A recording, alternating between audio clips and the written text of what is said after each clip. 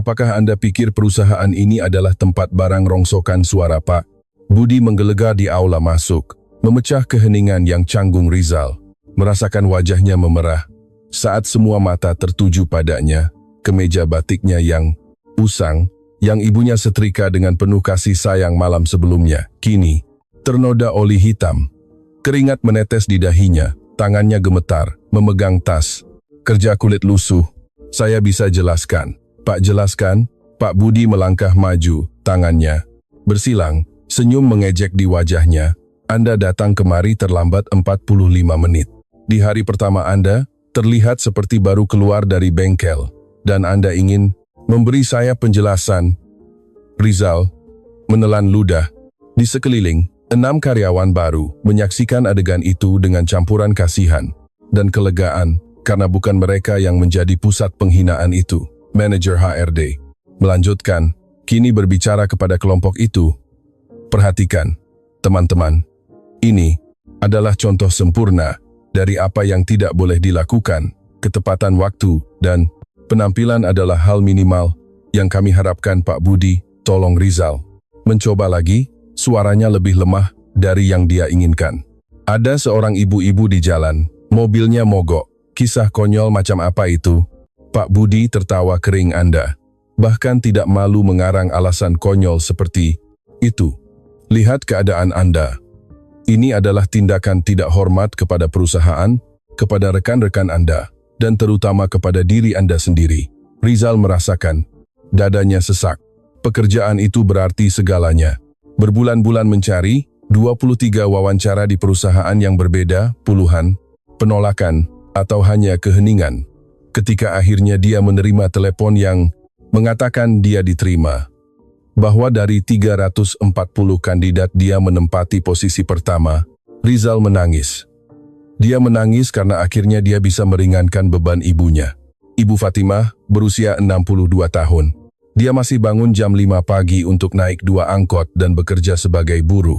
Cuci tangan beliau, yang selalu kasar karena pemutih dan deterjen, tidak pernah mengeluh.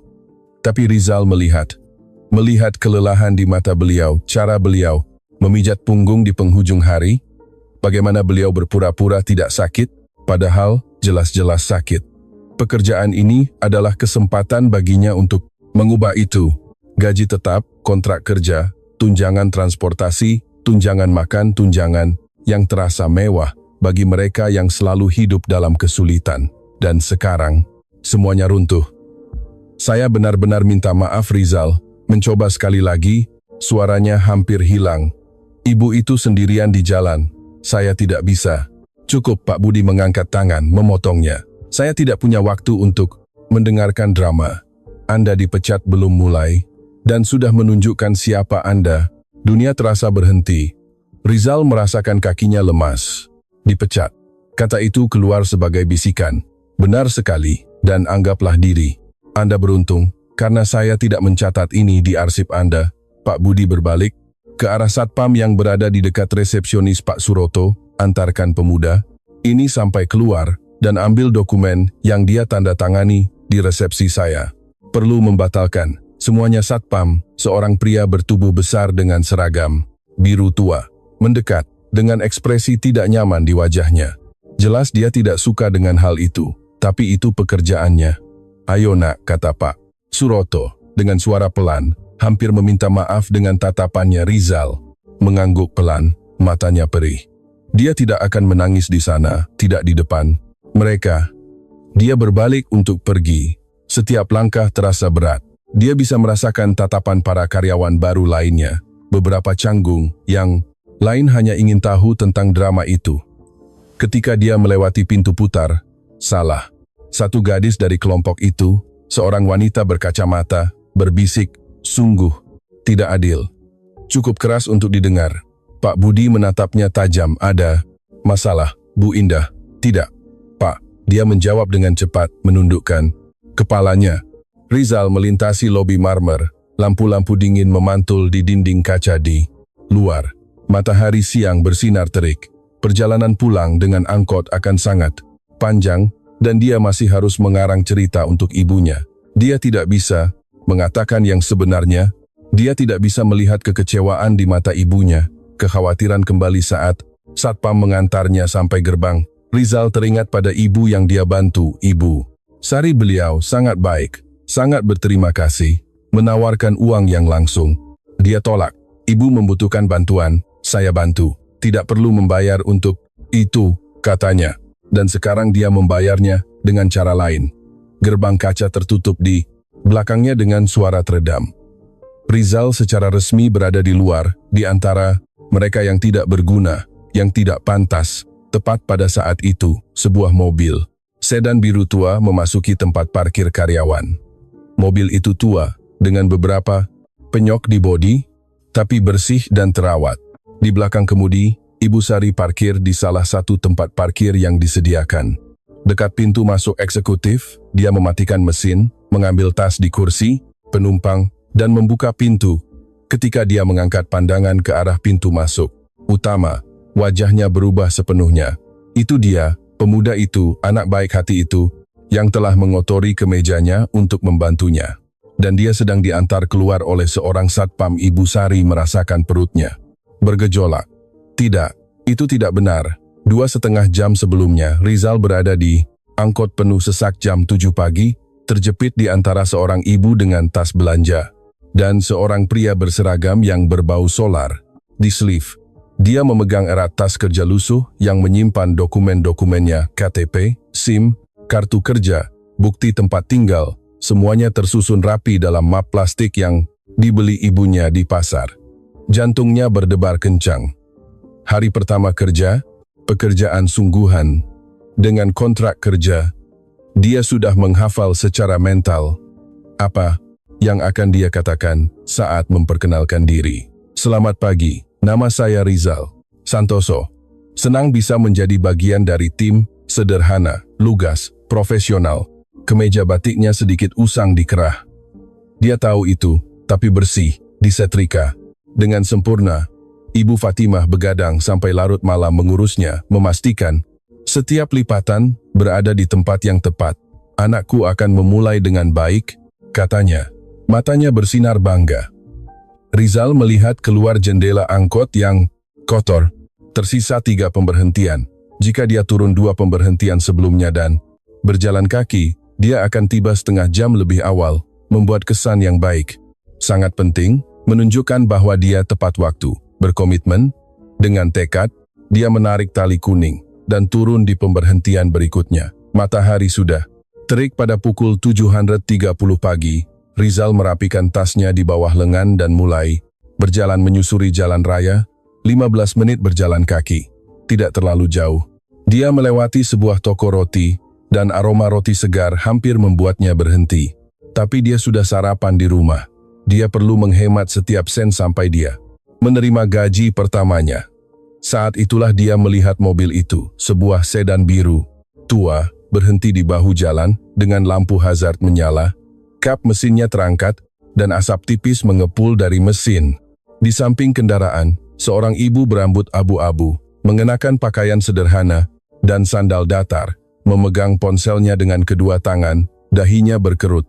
Khawatir Rizal memperlambat langkahnya, melihat jam tangannya, jam tangan murah, yang dia dapatkan dari pamannya pada ulang tahun ke-15, 742. Masih ada waktu, tapi jika dia berhenti untuk membantu ibu itu menekan beberapa tombol di ponselnya dan menempelkan perangkat itu ke telinganya. Dia menunggu, mematikan telepon dengan frustrasi. Mencoba lagi. Rizal melihat gedung perusahaan di Cakrawala beberapa blok jauhnya, lalu dia melihat ibu itu menghela napas panjang dan menyeberang jalan. Selamat pagi, Bu. Apakah Ibu membutuhkan bantuan? Ibu Sari mengangkat matanya, wajahnya yang penuh kekhawatiran sedikit melunak melihat pemuda itu. Oh, Nak, selamat pagi. Begini, saya tidak tahu apa yang terjadi. Saya mau ke dokter anak saya. Lalu mobilnya mulai mengeluarkan suara aneh dan berhenti. Saya mencoba meneleponnya, tapi tidak ada sinyal di sini. Rizal mendekati kap mesin dan melihat ke dalam. Dia tidak terlalu mengerti mekanik, tapi dia tahu dasarnya. Dia memeriksa level air, sabuk, semuanya tampak normal. Lalu dia melihat ban depan kempes total, hampir menyentuh tanah. Bu, masalahnya adalah ban kempes. Ya Tuhan, Ibu Sari memegang dadanya. Bagaimana sekarang? Saya bahkan tidak tahu cara menggantinya. Apakah Ibu punya ban serep? Ada. Di bagasi Rizal, melihat jam tangannya lagi 747. Jika dia cepat, masih ada waktu. Biar saya lihat. Dia membuka bagasi. Ban serep ada di sana bersama dengan dongkrak dan kunci roda. Dia mengambil peralatan itu dan berjongkok. Di samping ban yang kempes, dia memasang dongkrak di bawah mobil dan mulai memutar. Dongkrak itu macet, mungkin berkarat Rizal. Mengerahkan lebih banyak tenaga, dahinya mulai berkeringat, akhirnya tuas mulai bergerak. Dia memutar. Mobil perlahan naik. Nak, Anda berkeringat, biar saya ambilkan air di tas. Tidak perlu, Bu, saya hampir selesai, tapi itu tidak secepat yang dia harapkan. Kunci roda longgar, hampir jatuh dari tempatnya. Rizal harus memegang erat untuk bisa melepaskan mur. Tangannya menjadi hitam karena oli dan kotoran yang menumpuk. Ketika akhirnya dia berhasil melepaskan ban yang kempes, dia melihat tangannya telah mengotori kemejanya. Hatinya mencelos. Itu adalah satu-satunya kemeja batiknya, tapi sudah terlanjur. Dia melanjutkan memasang ban serep, mengencangkan mur satu persatu, menurunkan dongkrak dengan hati-hati. Ketika sudah selesai, dia bangkit dan membersihkan tangannya di celana. Sudah kotor juga. Tidak ada bedanya. Ibu Sari, matanya berkaca-kaca. Nak, terima kasih banyak. Terima kasih banyak sekali. Biar saya berikan uang untuk bantuan. Anda tidak, Bu. Sama sekali tidak. Rizal menggelengkan kepalanya dengan tegas. Ibu butuh bantuan. Saya bantu. Tidak perlu membayar untuk itu. Tapi Anda kotor sekali. Kemeja Anda rusak. Tidak apa-apa, jangan khawatir. Rizal melihat jam dan perutnya bergejolak 801. Dia terlambat. Saya harus pergi. Bu, apakah Ibu bisa mengemudi sekarang? Bisa, Nak, terima kasih banyak sekali. Siapa nama Anda? Rizal? Rizal Santoso. Rizal, semoga Allah memberkati Anda. Anda menyelamatkan saya hari ini. Rizal tersenyum meskipun kecemasan menggerogoti di dalam. Dia mengambil tasnya yang tertinggal di tanah dan kini juga kotor, lalu berlari. Kakinya terasa terbakar. Keringat menetes di wajah dan punggungnya ke mejanya, menempel di tubuhnya. Dia berlari secepat yang pernah dia lakukan dalam hidupnya, menghindari pejalan kaki, melewati lampu lalu lintas saat kuning. Ketika akhirnya dia sampai di gedung, jam menunjukkan 843, terlambat 43 menit. Dia melewati pintu putar terengah-engah, napasnya tersengal. Di lobi masuk, sekelompok orang berkumpul di sekitar. Seorang pria berjas abu-abu yang menunjuk-nunjuk sambil berbicara. Pria itu berhenti di tengah kalimat dan menoleh. Semua mata tertuju pada Rizal dan mimpi buruk pun dimulai. Keheningan yang menyelimuti aula itu sangat memekakkan telinga. Rizal membeku di pintu masuk. Napasnya masih terengah-engah setelah berlari. Keringat menetes di dahinya. 6 pasang mata tertuju padanya, dan sepasang mata, ketujuh milik pria berjas abu-abu, yang menganalisisnya dari kepala hingga kaki, dengan ekspresi yang bercampur antara penghinaan dan ketidakpercayaan. Pak Budi Wijaya, manajer sumber daya manusia, berusia 42 tahun dan telah bekerja di perusahaan selama 15 tahun. Dia dikenal karena ketegasannya dan cara dia suka menggunakan kekuasaannya terhadap bawahan. Saat itu dia telah menemukan target yang sempurna. Anda pasti Rizal Santoso. Saya kira, kata Pak Budi, suaranya penuh sarkasme. Dia melangkah 2 langkah menuju Rizal, sepatu kulitnya berderit. Di lantai marmer, calon nomor 1 yang terkenal dalam proses seleksi. Rizal mencoba mengatur napasnya. Ya, Pak, saya minta maaf atas keterlambatan. Saya bisa. Anda bisa. Apa? Pak Budi memotongnya, mengangkat tangan, memberi saya alasan kreatif, cerita yang mengharukan. Tolong, saya penasaran. Para karyawan baru lainnya saling pandang dengan tidak nyaman. Seorang wanita berambut coklat, yang kemudian Rizal ketahui bernama Indah, mengerutkan kening dalam solidaritas diam. Pak Budi. Rizal memulai mencoba menjaga suaranya, tetap tegas. Dalam perjalanan ke sini, saya melihat seorang ibu tua dengan mobil mogok di jalan. Dia sendirian, tidak bisa mendapatkan bantuan. Saya berhenti untuk mengganti ban, dan akhirnya terlambat karena itu. Pak Budi tertawa pendek dan kering. Dia berbalik ke arah kelompok karyawan baru. Dengan senyum mengejek, "Kalian, dengar ini?" Seorang ibu tua, ban kempes. Dia kembali menatap Rizal. "Dan Anda pikir itu kewajiban Anda untuk menjadi pahlawan? Ini bukan tentang menjadi pahlawan, Pak, ini tentang melakukan hal yang benar." "Apa yang benar?" Pak Budi melangkah maju lagi. "Sekarang hanya berjarak 1 meter. Tahukah Anda apa yang benar, Rizal? Itu adalah memiliki komitmen. Itu adalah menghormati komitmen Anda. Itu adalah datang tepat waktu, rapi, siap bekerja." Rizal merasakan wajahnya memerah noda oli di kemejanya, seolah-olah berteriak akan ketidaklayakannya. "Lihat diri Anda," Pak Budi melanjutkan sambil menunjuk dengan jijik. "Anda kotor, berkeringat, benar-benar di luar standar yang dibutuhkan perusahaan ini, dan Anda ingin saya percaya cerita film ini. Tapi, itu benar, Pak." "Benar."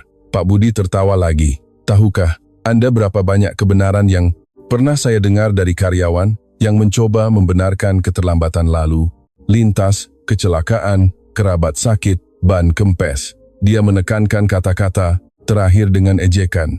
"Selalu ada alasan kreatif." Salah satu karyawan baru, seorang pemuda kurus berkacamata, berdeham pelan, tapi tidak mengatakan apa-apa. Rasa malu terasa di udara. Rizal mengepalkan tinjunya di samping tubuhnya, bukan karena marah. Dia tidak bisa membiarkan dirinya menunjukkan kemarahan, tapi karena frustrasi, karena tidak bisa membuat pria itu mengerti frustrasi, karena berada di sana. Dihina padahal yang dia lakukan hanyalah membantu seseorang. "Pak," dia mencoba. Sekali lagi, suaranya lebih lemah. "Saya bersumpah itu benar. Ibu itu kesulitan. Saya tidak bisa begitu saja melewatinya." "Tidak bisa," Pak Budi mengangkat alisnya dengan kejutan palsu. "Tentu saja, Anda bisa. Ada layanan derek, asuransi, mobil, aplikasi bantuan Anda, bukan penyelamat dunia. Rizal, Anda hanyalah seorang karyawan lain yang seharusnya berada di sini jam 8 pagi, bersih dan tepat waktu." Kata-kata itu menimpa Rizal seperti batu. Masing-masing lebih menyakitkan daripada yang sebelumnya. Pak Budi kembali berbalik ke kelompok, mengambil nada didaktik, hampir seperti seorang profesor. "Perhatikan apa yang akan saya katakan, karena ini berlaku untuk kalian semua." Dia menunjuk ke arah Rizal. Tanpa melihat langsung, ini adalah contoh sempurna dari apa yang tidak boleh dilakukan. Ketepatan waktu tidak bisa ditawar, penampilan tidak bisa ditawar, profesionalisme tidak bisa ditawar. Indah membuka mulutnya seolah ingin mengatakan sesuatu, tapi dia berpikir lebih baik dan tetap diam. Perusahaan ini tidak akan mencapai posisinya sekarang dengan bersikap lunak terhadap alasan Pak Budi. Melanjutkan, kami memiliki standar tinggi, dan siapa yang tidak bisa memenuhinya, dia akhirnya kembali menatap Rizal. "Ya, dia sama sekali tidak punya tempat di sini." Perut Rizal mencelos. "Tidak, dia tidak mungkin menyarankan itu, Pak Budi. Tolong." Rizal melangkah maju, suaranya bergetar. "Saya lulus dengan peringkat pertama dalam proses seleksi saya belajar, saya mempersiapkan diri. Posisi ini sangat berarti bagi saya. Ini hanya hari ini. Ini adalah situasi yang luar biasa, Pak." Budi menyilangkan tangannya. "Bagi saya ini terlihat seperti kurangnya prioritas, kurangnya komitmen. Anda memilih untuk membantu orang asing daripada menghormati komitmen Anda kepada perusahaan ini. Itu bukan pilihan antara satu atau yang lain. Ya, itu adalah pilihan." Pak Budi bersikap kategoris, "Dan Anda membuat pilihan yang salah." Rizal merasakan kakinya lemas. Ini tidak mungkin terjadi. Dia tidak mungkin kehilangan pekerjaannya, bahkan sebelum dia mulai. Dia memikirkan ibunya, tagihan-tagihan, janji-janji yang telah dia buat. "Pak, saya mohon." Kata-kata itu keluar sebelum dia bisa menghentikannya. "Beri saya kesempatan, satu kesempatan saja." Saya berjanji ini tidak akan pernah terjadi. Lagi, saya akan membuktikan bahwa saya adalah karyawan yang baik. Saya sudah cukup melihat Pak Budi memotong dengan suara dingin. Anda dipecat. Rizal, belum mulai. Dan Anda sudah keluar. Dunia terasa berputar. Rizal mendengar kata-kata itu, tetapi butuh beberapa detik baginya untuk memprosesnya sepenuhnya dipecat. Dia mengulangi, suaranya keluar sebagai bisikan. Benar sekali, anggaplah diri Anda beruntung, karena saya tidak mencatat. Ini secara resmi Anda secara teknis. Bahkan belum diterima. Pak Budi berbalik ke arah resepsi Pak Suroto Satpam, yang berdiri agak jauh, mendekat. Dia adalah pria besar berusia 50-an, dengan wajah yang biasanya ramah jika tidak menampakkan ekspresi ketidaknyamanan profesional. Antarkan Pak Rizal sampai keluar, tolong, dan ambil dokumen yang dia tinggalkan di resepsi tadi. Saya perlu membatalkan semuanya. Ya, Pak.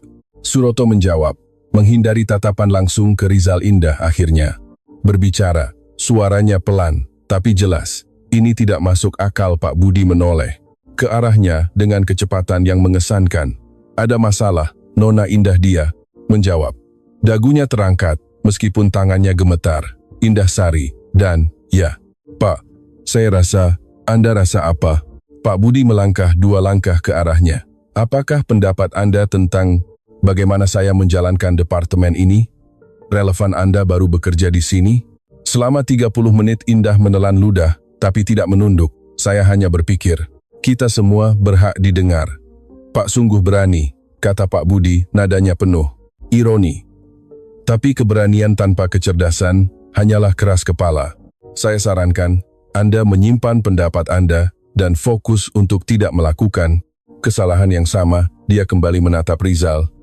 Masih di sini, Rizal berkedip, menahan air mata. Dia tidak akan menangis di sana, tidak di depan mereka. Dia mengangguk pelan kepada Pak Suroto dan berbalik menuju pintu keluar. Setiap langkah adalah siksaan. Dia bisa merasakan tatapan, beberapa kasihan, yang lain penasaran. Dia melewati pintu putar, Satpam di sampingnya dalam diam hormat. Di luar, matahari masih lebih terik. Panas membakar aspal, menciptakan gelombang uap yang mengaburkan pandangan. Rizal berhenti sejenak, mencoba memproses apa yang baru saja terjadi. Nak, Pak Suroto berkata pelan, suaranya penuh simpati tulus. Saya benar-benar minta maaf. Rizal hanya mengangguk, tidak percaya pada suaranya sendiri. Saat itulah mobil sedan biru tua masuk melalui gerbang tempat parkir Ibu Sari. Memarkir mobil sedan biru tua di tempat parkir yang disediakan dekat pintu masuk eksekutif. Itu adalah salah satu dari sedikit tempat parkir beratap, terlindung dari teriknya matahari pagi. Dia mematikan mesin, mengambil tas kulit usang di kursi penumpang, dan menarik napas dalam-dalam. Janji temu Dr. Roberto telah dijadwal ulang karena ban kempes, tetapi dia tidak peduli. Hal-hal seperti itu terjadi. Yang penting sekarang semuanya sudah beres. Berkat pemuda baik hati itu, dia membuka pintu mobil dan melangkah ke tempat parkir, merapikan gaun katun sederhana. Saat itulah matanya menangkap pemandangan di pintu masuk utama gedung. Seorang satpam bertubuh besar, berseragam biru, berjalan di samping. Seorang pemuda dengan kemeja batik, bernoda oli, seorang pemuda yang langsung dia kenali. Jantung Ibu Sari berdebar tidak nyaman di dadanya. Itu dia, Rizal, pemuda yang telah mengotori dirinya sendiri untuk membantunya, dan dia sedang diantar keluar gedung seolah-olah dia telah melakukan sesuatu yang salah. Dia mempercepat langkahnya, kakinya sedikit sakit di dalam sandal datarnya. Dia mendekat dan melihat ekspresi di wajah pemuda itu, kekalahan murni. Bahu terkulai, kepala tertunduk, mata terpaku ke tanah. Rizal, dia memanggil. Tanpa berpikir, pemuda itu mengangkat kepalanya, terkejut ketika dia mengenalinya, matanya melebar. Ibu Sari. Rizal nyaris tidak bisa mengucapkan kalimat itu. Satpam itu juga berhenti, bingung dengan interaksi itu.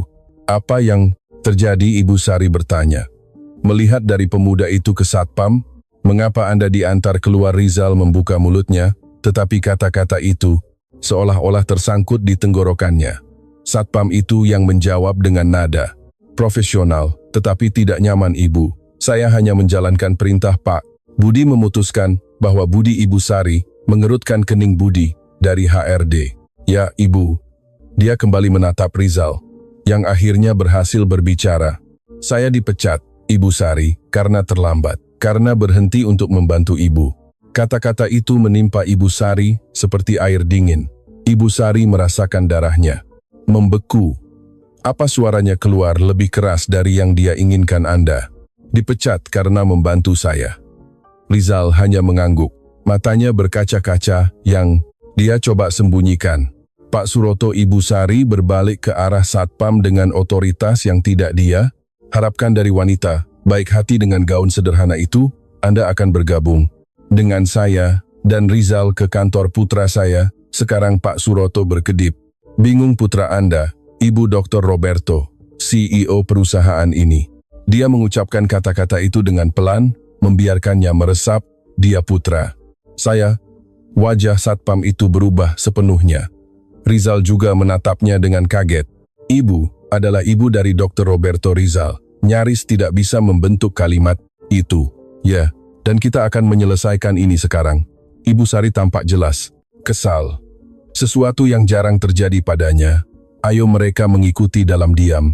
Ibu Sari di depan, bertekad. Rizal masih memproses informasi, dan Pak Suroto jelas gugup dengan seluruh situasi. Mereka melewati resepsionis, di mana petugas mengamati mereka dengan rasa ingin tahu, dan langsung menuju lift Ibu Sari. Menggesek kartu khusus di sensor, lift eksekutif, yang langsung menuju lantai, direksi. Tanpa berhenti di tengah. Pintu-pintu logam yang dipoles tertutup dan kabin naik tanpa suara. Ibu Sari Rizal memulai.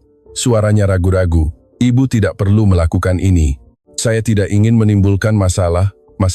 Dia berbalik padanya, matanya yang ramah tetapi tegas. Anakku, kamu kehilangan pekerjaanmu karena membantuku. Jika itu bukan masalah yang perlu diselesaikan, saya tidak tahu apa itu lift. Berhenti di lantai 12. Pintu terbuka ke koridor yang elegan, dengan lantai kayu terang dan dinding yang dihiasi lukisan modern. Ibu Sari berjalan langsung ke pintu ganda di ujung koridor, di mana sebuah plakat emas mengumumkan Dr. Roberto Wijaya, CEO. Dia tidak mengetuk, hanya membuka pintu, dan masuk kantor itu luas, dengan dinding kaca penuh, menawarkan pemandangan kota yang indah.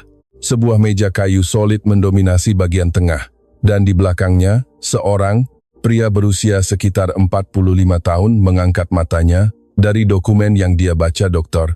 Roberto memiliki mata yang sama ramahnya dengan ibunya, tetapi wajahnya menunjukkan perhatian dari seseorang yang memikul banyak tanggung jawab. Dia mengenakan jas biru tua yang rapi, dasi sederhana, rambut abu-abu di pelipis. Ibu dia segera berdiri terkejut. Ada apa janji temunya? Kita perlu bicara sekarang. Ibu Sari masuk sepenuhnya, memberi isyarat kepada Rizal dan Pak Suroto untuk mengikuti Roberto. Menatap pemuda yang kotor dan satpam itu, jelas bingung. Apa yang terjadi, Ibu? Sari menutup pintu di belakang mereka dan berbalik ke putranya, tangan di pinggul.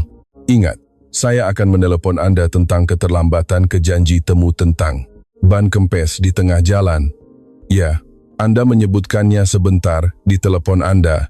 Bilang Anda mendapat bantuan. Saya mendapatkannya dari pemuda ini. Dia menunjuk ke arah Rizal, yang jelas tidak nyaman menjadi pusat perhatian.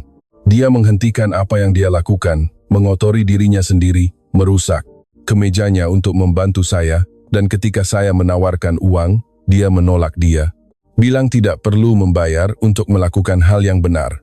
Roberto menatap Rizal dengan minat baru. Itu Anda? Rizal mengangguk malu-malu. Ya, Pak. Dan tahukah Anda kemana dia pergi ketika dia berhenti untuk membantu saya? Ibu Sari melanjutkan. Suaranya penuh emosi. Untuk hari pertama bekerja di perusahaan Anda, Roberto CEO, itu mengerutkan kening. Hari pertama. Tapi semua karyawan baru mulai hari ini jam 8. Saya melihat laporan HRD dia akan mulai hari ini. Ibu Sari memotongnya. Tapi Pak Budi dari HRD memecatnya karena terlambat, karena kemejanya kotor. Dia berhenti sejenak secara dramatis, karena dia berhenti untuk menyelamatkan Saya di jalan keheningan yang menyelimuti kantor itu pekat. Roberto menatap Rizal, lalu ibunya, lalu kembali menatap Rizal. Ekspresinya berangsur-angsur, berubah dari kebingungan menjadi pemahaman, dan kemudian menjadi sesuatu yang lebih gelap. Pak Suroto, Roberto berkata, suaranya terkontrol tetapi tegang. Anda mengantar pemuda ini keluar? Ya, Pak. Perintah, Pak Budi. Dan apa sebenarnya alasannya?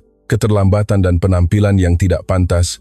Pak Budi mengatakan pemuda itu mengarang alasan tentang membantu seorang.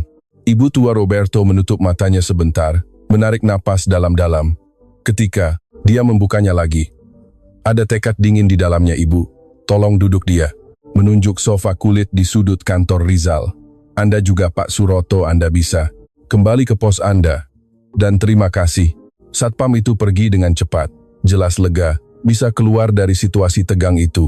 Roberto mengangkat telepon di mejanya dan menekan sebuah tombol. Budina, saya minta Anda mencari berkas lengkap kandidat Rizal Santoso dan minta Pak Budi datang ke ruangan saya segera. Ya, segera. Dia menutup telepon dan menatap Rizal yang duduk di ujung sofa, tangan gugup di pangkuannya. Ceritakan, kata Roberto, suaranya lebih lembut sekarang. Ceritakan persis apa yang terjadi. Dan Rizal menceritakan semuanya, mulai dari saat dia melihat mobil mogok di jalan hingga dihina di depan karyawan lain. Ibu Sari memegang tangannya ketika suaranya mulai tercekat saat menggambarkan pemecatan itu.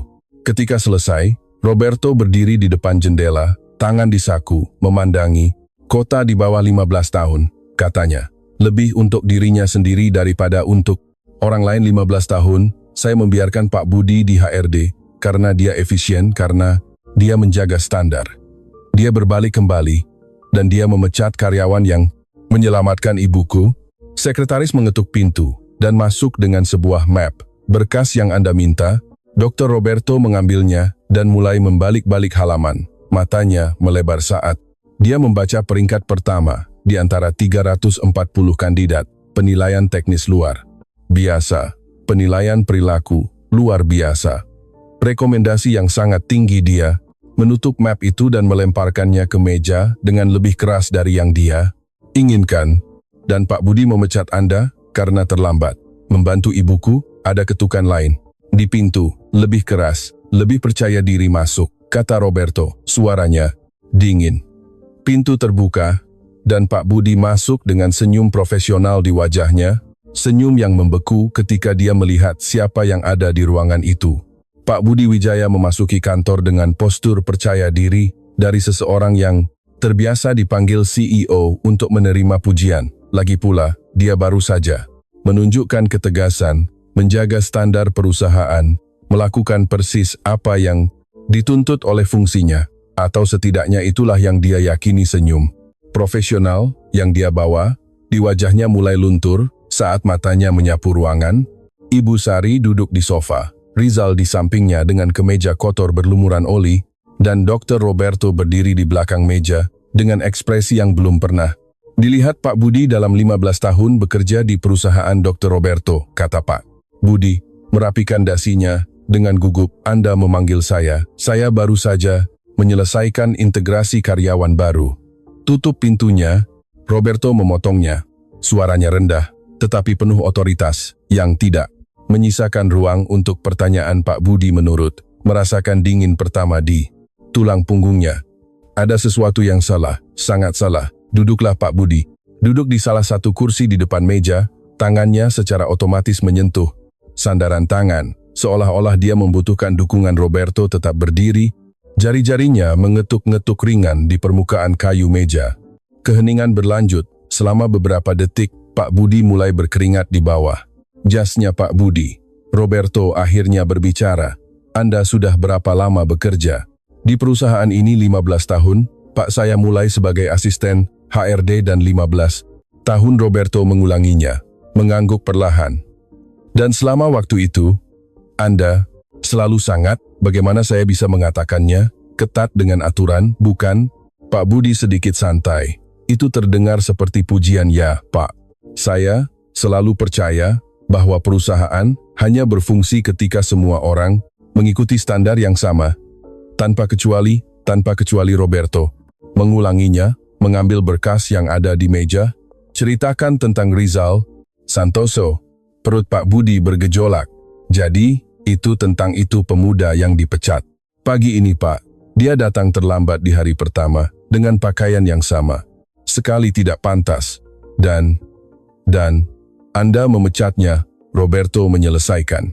Ya, Pak, saya pikir itu adalah keputusan yang benar untuk memberikan pesan yang jelas kepada karyawan lain tentang apa, Pak Budi. Suara Roberto kini bernada tajam.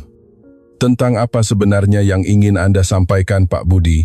Berkedip, bingung dengan perubahan nada. Tentang profesionalisme Pak. Tentang pentingnya ketepatan waktu dan penampilan yang pantas. Dan dia memberimu penjelasan. Alasan untuk keterlambatan itu Pak Budi merasa jebakan itu sedang menutup, tetapi dia tidak tahu persis bagaimana dia menyebutkan sesuatu tentang seorang wanita tua dengan mobil mogok, tapi jujur saja.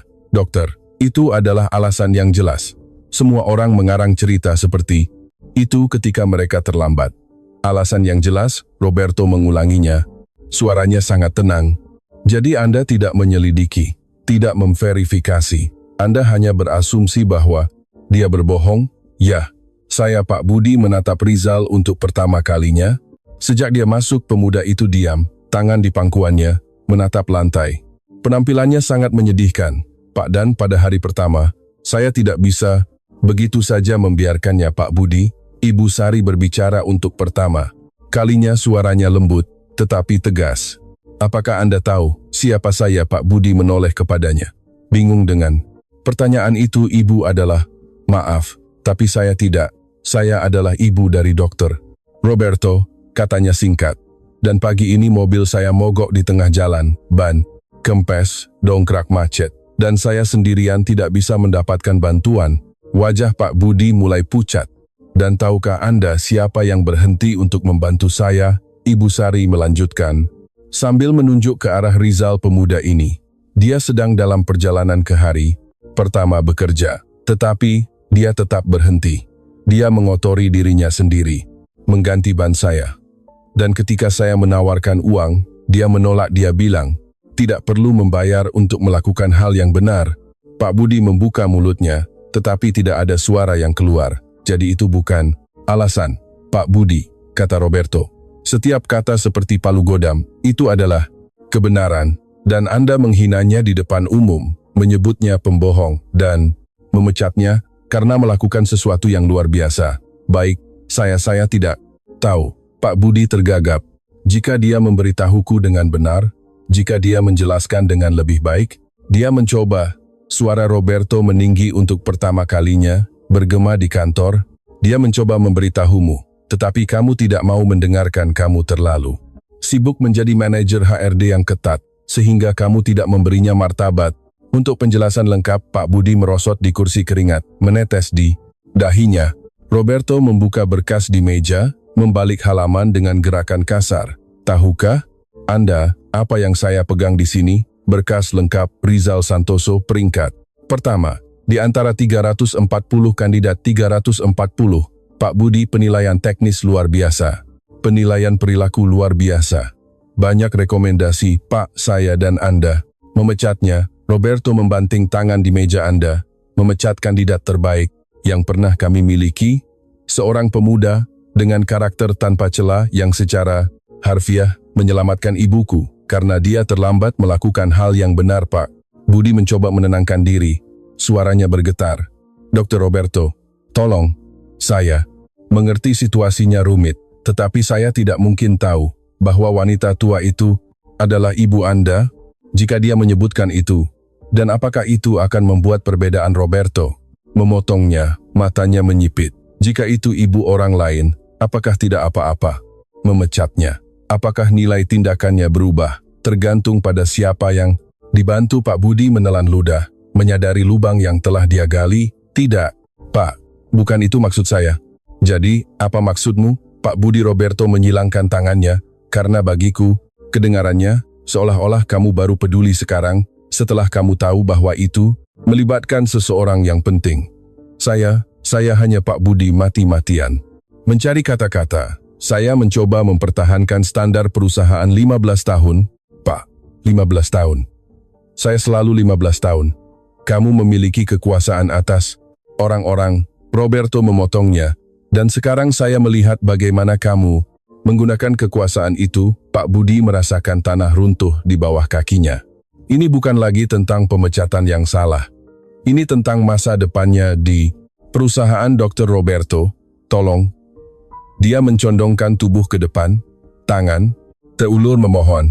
Itu adalah kesalahan penilaian, kesalahpahaman. Bisakah saya membalikkan keadaan? Bisakah saya mempekerjakan kembali pemuda itu? Bisakah saya bisa? Roberto memiringkan kepalanya. Bisakah Anda membalikkan penghinaan yang dia alami? Bisakah Anda menghapus adegan yang Anda buat di depan karyawan lain? Bisakah Anda mengembalikan martabat yang Anda ambil darinya? Kata-kata Pak Budi tersangkut di tenggorokannya. Roberto berbalik ke arah Rizal. Katakan padaku, ketika kamu mencoba menjelaskan, apakah Pak Budi memberimu kesempatan untuk berbicara? Rizal mengangkat matanya, masih ragu-ragu dia. Dia memotongku berkali-kali. Pak, dia bilang itu alasan konyol, bahwa saya tidak punya malu, tidak punya malu. Roberto mengulanginya, berbalik kembali ke Pak Budi. Anda mengatakan itu kepada seorang pemuda yang kehilangan pekerjaannya karena membantu seorang wanita tua. Pak Budi membuka mulutnya, menutupnya, membuka lagi, akhirnya menundukkan kepalanya. Saya mengatakannya, Pak. Keheningan kembali mendominasi ruangan. Ibu Sari memegang tangan Rizal yang masih memproses berada di kantor CEO. Melihat penindasnya dihadapkan, Roberto berjalan ke jendela, tangan di saku, memandangi kota di bawah. Ketika dia berbicara lagi, suaranya lebih tenang, lebih dipenuhi kekecewaan. Tahukah Anda apa masalah terbesar, Pak Budi? Bukan kesalahan penilaian. Setiap orang membuat kesalahan.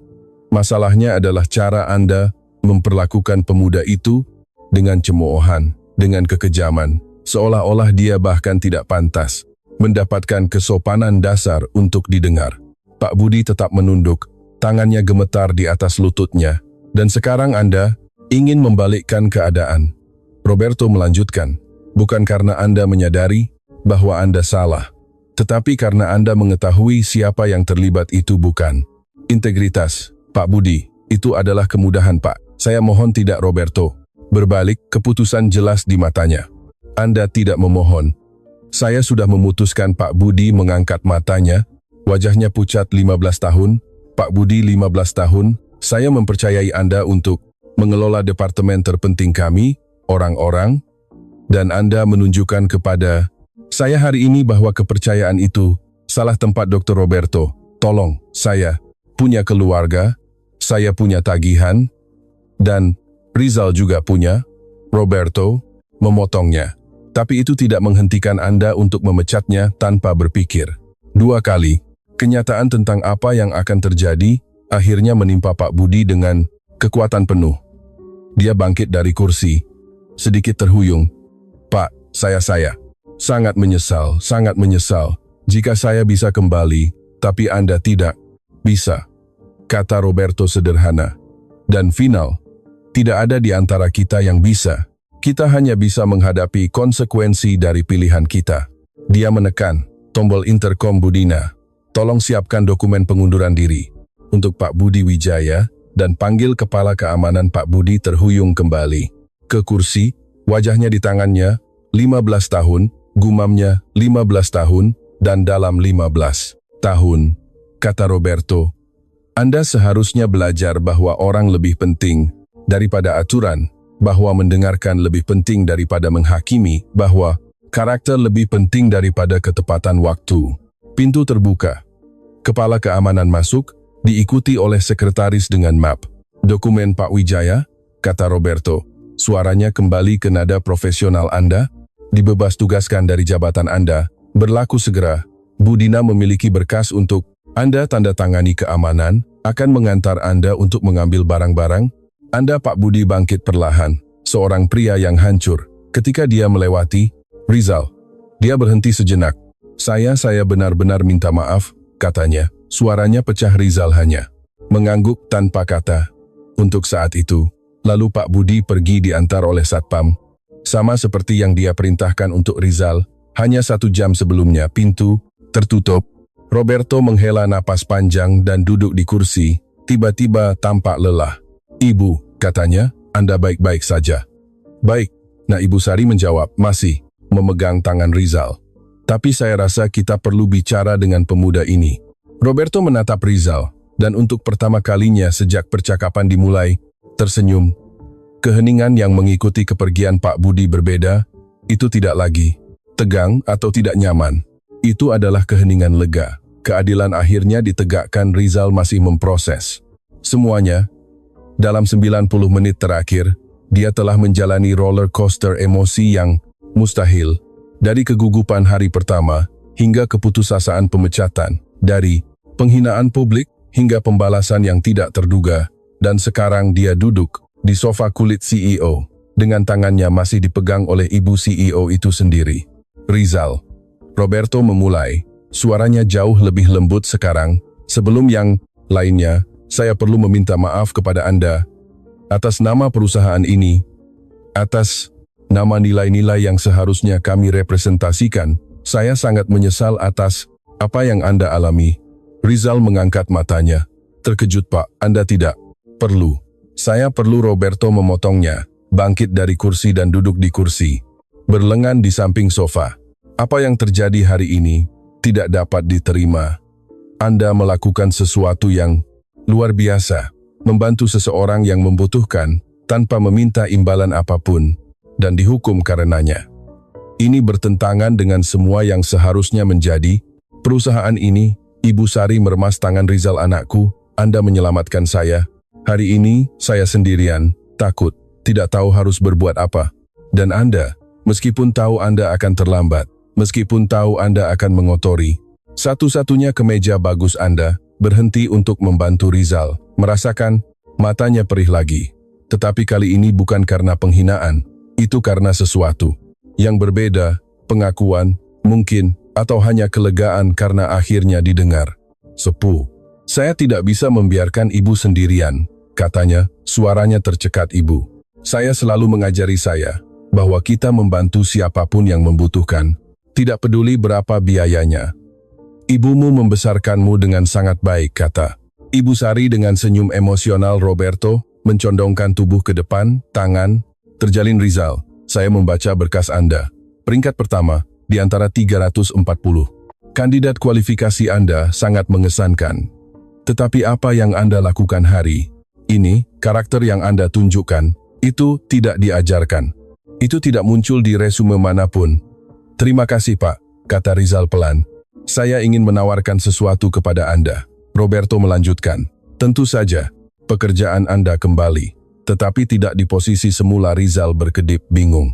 "Pak, saya butuh orang dengan profil seperti Anda di dekat saya. Orang yang membuat keputusan berdasarkan apa yang benar, bukan apa yang mudah. Orang yang punya keberanian untuk terlambat demi membantu orang asing." Roberto berhenti sejenak. "Saya ingin menawarkan posisi sebagai asisten direktur. Langsung Anda akan bekerja dengan saya, mempelajari cara kerja perusahaan dari atas dengan gaji 40%. Di atas yang akan Anda terima." Rizal merasakan dunia berputar lagi. "Tetapi kali ini, dengan cara yang sama, sekali berbeda. Saya tidak tahu harus berkata apa." "Katakan ya, Ibu," Sari berkata sambil tersenyum, "Anda pantas mendapatkannya." "Nak, tapi Pak," Rizal ragu, "saya tidak punya pengalaman untuk posisi seperti itu. Saya akan mulai sebagai asisten administrasi, dan Anda akan belajar," kata Roberto dengan percaya diri. "Pengalaman bisa didapatkan, tapi karakter, entah Anda punya atau tidak, dan Anda punya."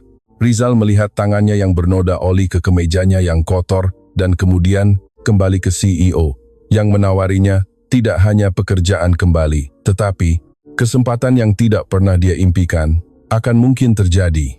"Saya terima," katanya. Suaranya tegas untuk pertama kalinya pagi itu. "Dan saya berjanji akan bekerja keras untuk membuktikan bahwa Anda membuat pilihan yang tepat." Roberto tersenyum dan mengulurkan tangannya. "Saya sudah tahu saya melakukannya." Mereka berjabat tangan. Itu bukan lagi jabat tangan gugup seorang. Kandidat itu adalah jabat tangan persetujuan antara yang setara berdasarkan rasa hormat. Sekarang, kata Roberto, kembali ke belakang meja. Mari kita selesaikan detail praktisnya. Budina akan menyiapkan semua dokumen Anda mulai Senin, itu memberi Anda akhir pekan untuk bersiap. Dan Rizal, ya Pak Bailey, beberapa kemeja baru atas biaya perusahaan lagi pula. Itu salah kami karena Anda mengotori yang ini. Rizal tertawa, dan itu adalah pertama kalinya dia tertawa. Hari itu tawa lega, syukur, harapan Ibu Sari bangkit, menarik Rizal untuk dipeluk. Terima kasih banyak. Nah, Anda tidak tahu betapa berartinya bagi saya mengetahui bahwa masih ada orang seperti Anda. Ketika dia keluar dari kantor, 20 menit kemudian, dengan amplop penuh dokumen dan kartu perusahaan, untuk membeli pakaian yang sesuai, Rizal melewati koridor, di mana beberapa jam sebelumnya dia diantar keluar seperti penjahat. Tetapi sekarang dia berjalan dengan kepala tegak, bukan karena bangga, tetapi karena martabat yang telah pulih. Di lantai dasar, dia melihat Indah, gadis yang mencoba membelanya. Dia segera mengenalinya. Anda kembali, katanya terkejut. Saya kira saya kembali. Rizal mengkonfirmasi dengan senyum. Dan sepertinya kita akan bekerja sama. Senyum Indah tulus dan lega. Bagus sekali. Apa yang terjadi hari ini adalah hal paling tidak adil yang pernah saya lihat. Ya, Rizal setuju, tapi berakhir dengan baik. Sangat baik. Rizal turun dari angkot di halte yang sama seperti biasa, pukul 6.30 sore. Matahari belum sepenuhnya terbenam, mewarnai langit dengan nuansa oranye dan merah muda. Dia memegang amplop berisi dokumen di dadanya dan mulai berjalan menyusuri jalan-jalan. Setiap langkah, dia merasakan beban hari itu berubah menjadi sesuatu yang berbeda. Bukan lagi beban kekalahan, melainkan ringannya kemungkinan. Ketika dia berbelok di sudut jalan, dia melihat rumah kecil dengan gerbang hijau, rumah yang sama di mana dia tumbuh besar, di mana ibunya masih menunggunya setiap hari. Hatinya mencelos, memikirkan percakapan yang akan dihadapinya. Sepanjang perjalanan pulang, dia berlatih secara mental. Dia tidak bisa begitu saja datang dan mengatakan bahwa dia dipecat dan dipekerjakan kembali di hari yang sama. Ibu Fatimah akan terkena serangan jantung. Dia membuka gerbang.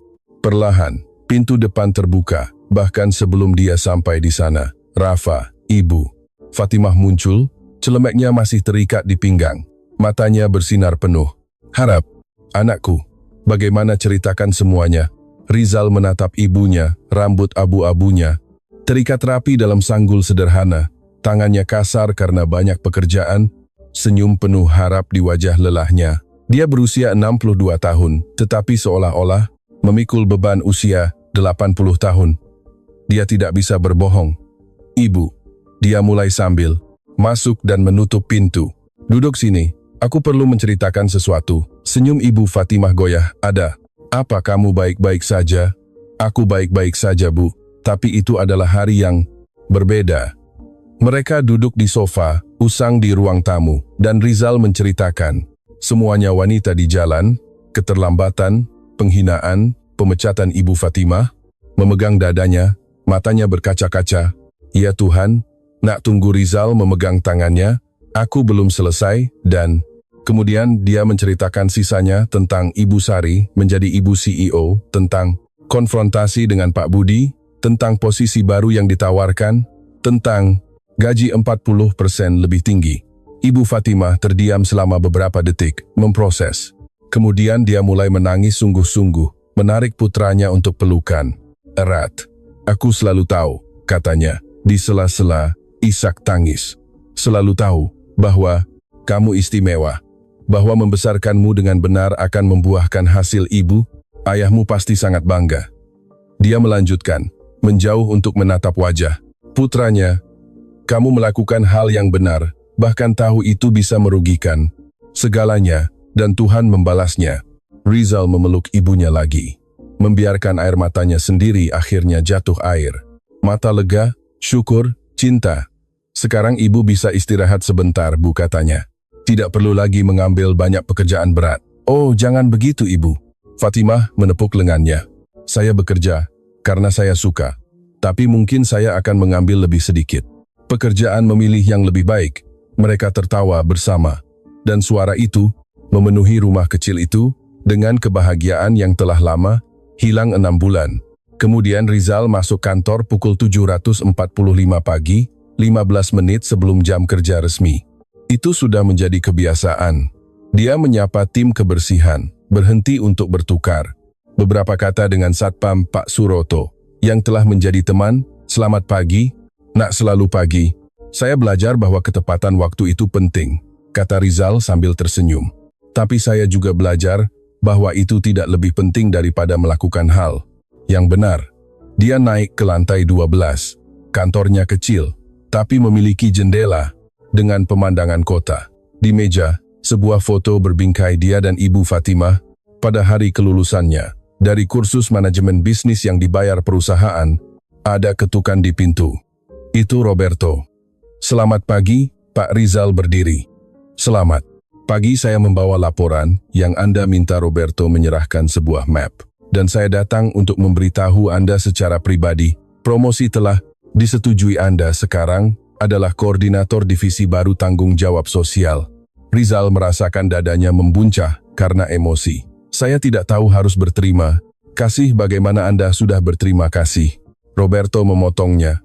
Setiap hari dengan pekerjaanmu, dedikasimu, integritasmu, itulah mengapa kamu ada di sini. Ketika Roberto pergi, Rizal berdiri memandang keluar jendela. Di bawah, dia melihat sebuah mobil sedan biru tua masuk ke tempat parkir Ibu Sari, yang sekarang mengunjungi putranya setiap hari Jumat, dan selalu mampir untuk minum kopi dengan Rizal. Memikirkan Pak Budi. Dia pernah mendengar bahwa dia masih mencari pekerjaan tanpa hasil referensi. Pemecatan mengikutinya. Rizal tidak merasakan kesenangan dalam hal itu, tetapi juga tidak merasakan rasa bersalah. Hanya kepastian bahwa tindakan memiliki konsekuensi. Ponselnya berdering. Itu Ibu Fatimah. Halo, Bunak.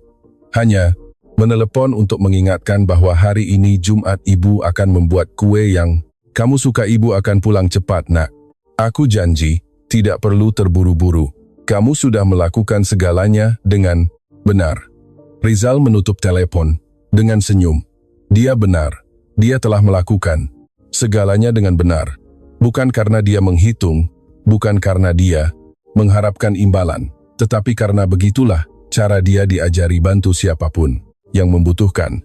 Lakukan hal yang benar. Sisanya akan beres. Dan itu telah beres lebih baik dari yang pernah dia bayangkan.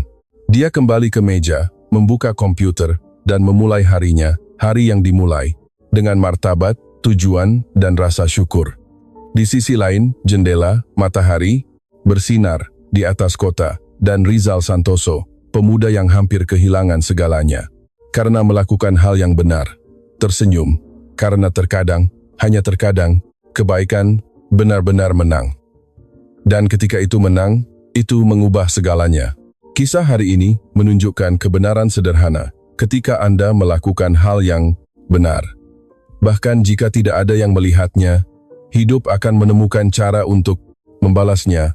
Jika Anda juga percaya akan hal ini, tinggalkan suka Anda sekarang dan komentar di bawah. Melakukan kebaikan itu sepadan. Ini sangat membantu saluran dan menunjukkan kepada saya bahwa Anda bersama saya dalam misi menceritakan kisah-kisah yang mengharukan dan menginspirasi. Mari sebarkan pesan ini bersama.